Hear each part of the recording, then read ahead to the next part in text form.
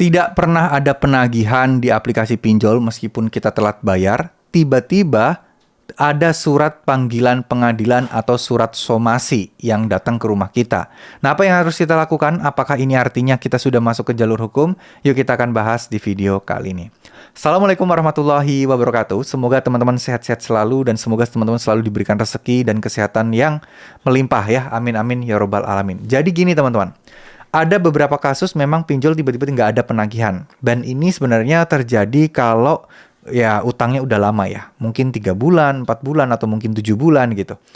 Karena ya mungkin penagihan gencar itu di awal-awal, setelah itu udah jarang lagi penagihan. Sering nggak kalian mengalami hal yang serupa? Nah, dari sini kita itu harus belajar ya teman-teman. Kita harus belajar, kita harus paham betul bahwa ya, pinjol itu penagihannya nggak mungkin non-stop terus-terusan sepanjang hidup kalian akan terus ditagih, enggak. Ada kalanya mereka berhenti menagih, dan ada kalanya mereka juga mengirimkan hal-hal seperti somasi-somasi dan sebagainya. Nah, apa yang harus kita lakukan terhadap somasi tersebut? Apakah ini akan berdampak bahaya? Jawaban saya tidak. Somasi yang diberikan pinjol itu ada dua kemungkinan. Itu memang beneran asli atau palsu. Kalaupun memang itu surat pengadilan, panggilan pengadilan, itu juga harus diteliti apakah itu asli atau palsu. Ya. Jadi, teman-teman misal dapat asli pun, sejauh ini sih belum ada ya yang dapat beneran panggilan untuk sidang perdata gara-gara masalah pinjol aja. Itu jarang banget terjadi, jadi kemungkinan besar ini nggak akan terjadi.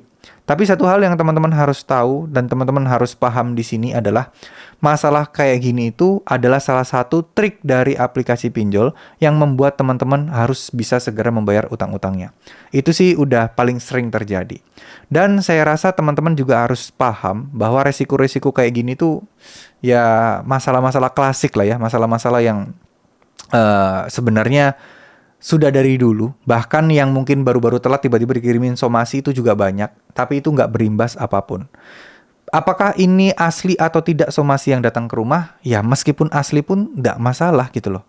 Karena kan mereka memang boleh memberikan somasi. Mereka berhak karena mereka legal. Kecuali pinjol ilegal ya.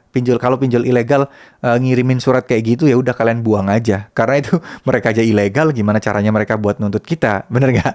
Nah intinya itu. Kita lebih fokus ke pinjol legal aja. Karena pinjol ilegal itu sebenarnya ya dampak-dampak ke belakangnya itu lebih apa ya, lebih nggak berkaitan dengan hukum lah, lebih bebas dengan hukum lah. Slik OJK nggak ada, DC lapangan juga nggak ada, ya cuman teror-teror sama yang bahaya paling sebar data. Ya, jadi seperti itu teman-teman. Ketika mendapatkan somasi nggak usah terlalu panik dulu. Kalian baca baik-baik, kalian googling, searching ini beneran nggak? Kalian teliti ini suratnya asli nggak? Jangan-jangan surat abal-abal dan seterusnya. Ya, terus kalau ada surat perintah penyitaan barang dan sebagainya itu udah pasti hoax karena kalian juga harus menjalani sidang dulu jika memang ada barang-barang yang disita dan juga mungkin ada dicek kali ya nilai-nilai barangnya seperti apa.